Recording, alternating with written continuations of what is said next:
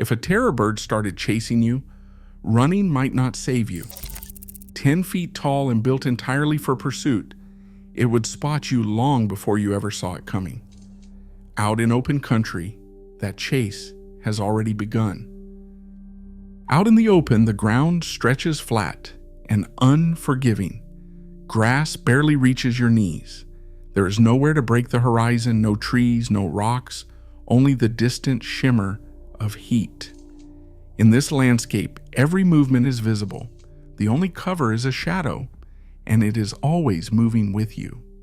A human sprint is a brief flash, 10 seconds at most before the legs lose power, lungs start to burn, and speed drops. Even the fastest runners cannot hold top pace for long. The body is built for short bursts, not for a drawn-out escape across empty plains. After the first few seconds, stride length shortens. Breathing grows ragged. Each heartbeat reminds you that the energy reserve is running out. On this kind of ground, distance offers no safety. The further you try to run, the more exposed you become. Every step is a gamble, with no guarantee the next will take you closer to safety. The open world here is not a shelter, it is a stage, and you are already in the spotlight. The clock is already ticking. In this place, the real danger is not just what follows, but how little time you have before you are seen.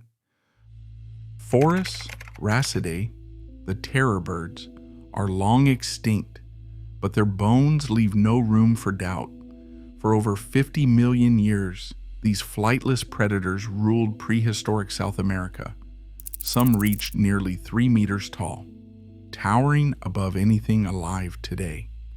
The skull of Kelenken guillermoi stretches 71 centimeters, with a hooked beak and forward-facing eyes built for pursuit. Fossils from Argentina and Uruguay show massive hind limbs for running, a sharply down-curved beak for striking, and vision tuned for tracking prey. Labeled by paleontologists as apex terrestrial predators, terror birds are measured threats, not fantasy. No modern animal matches their size or adaptations.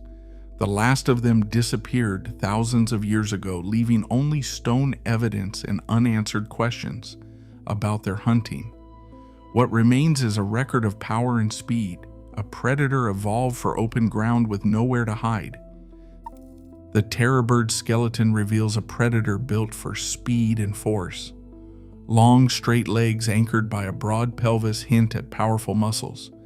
The femur is short and thick, while the tibiotarsus stretches long, ending in a fused foot that spreads weight with each stride. These limb ratios point to a runner capable of sudden, explosive pursuit. Fossil trackways show stride lengths over 2 meters, each print deep and claws splayed for grip, evidence of acceleration, not marathon endurance. Biomechanists examine muscle scars and joint structure. The knee hinges for forward thrust, and the ankle flexes to drive the foot down, minimizing lateral slip. The skull's hooked beak, reinforced by thick bone and fused sutures, focuses impact at the tip. Finite element analysis maps stress lines, proving the beak could deliver and withstand high-force blows. Robust neck vertebrae anchor the strike. Every detail speaks to a hunter that launched fast, struck hard, and left little chance for escape. A field ecologist stands in the open, notebook in hand, eyes fixed on the horizon. Out here, the numbers are not on your side. Fossil skulls and orbital rings show terror birds could spot movement from 250 to 300 meters away, farther if the light is right and nothing breaks the line of sight. The moment a silhouette shifts against the grass, the bird's brain processes the signal in less than 0.2 seconds. Neural pathways fire, muscles coil, and the chase begins. Acceleration is brutal. Biomechanical models suggest a terror bird could reach 3 to 4 meters per second squared in its first strides. In practical terms, that means it closes the gap at a rate no human can match. If the bird launches from 250 meters, The window to react shrinks to a handful of seconds. Even before you start to run, the predator is already gaining. The open field, once a comfort, becomes a trap measured in meters and heartbeats. No one has measured a living terror bird's sprint. All estimates come from bones, from the scars where muscles once attached. The only certainty is uncertainty. Some models say a few seconds is all it takes for the bird to intercept anything it chooses to pursue. Others suggest a margin for error, a fraction of a second, a lucky stumble, a change in wind. But in this landscape, the math is cold. Every calculation ends with the same conclusion. Time is running out. The next move is not about strength. It is about whether you are seen first. A human sprint fades in seconds, 6, maybe 12, before muscles betray the effort and the pace collapses. Against that, a terror bird's burst lasts longer, 10 to 15 seconds of relentless acceleration, each stride stretching nearly 2 meters, legs pumping at a cadence close to 4 cycles per second.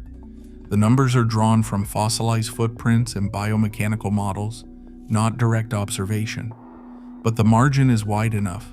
In a flat-out chase, the gap closes with every step. A biomechanist might call out the figures: stride frequency 3.8 to 4.2 hertz, stride length up to 2.2 meters. For a human, those numbers are unreachable. The field becomes an equation you cannot solve. Each heartbeat is a countdown. There is no hiding in the open. The only question left is how long you can stay ahead before the ground beneath you becomes the end of the line. Grassland with C4 plants creates a world of endless sightlines. The tallest cover barely breaks a meter, while a predator's eyes scan from twice that height. Every movement stands out against the pale horizon. There is no bush dense enough, no dip in the earth deep enough to block that elevated gaze. The geometry of this place is unforgiving. Visibility stretches in all directions, and concealment is an illusion. Even standing still, you are outlined against the open sky. The landscape itself becomes a trap, offering no escape from watchful eyes. In this setting, the only real variable is when you are noticed. If you were in that environment, survival would depend less on strength and more on whether you were seen first. Today, only fossils remain. The open terrain still favors the watcher, not the runner. Out there, exposure is a weakness. If you were in that environment, survival would depend less on strength and more on whether you were seen first.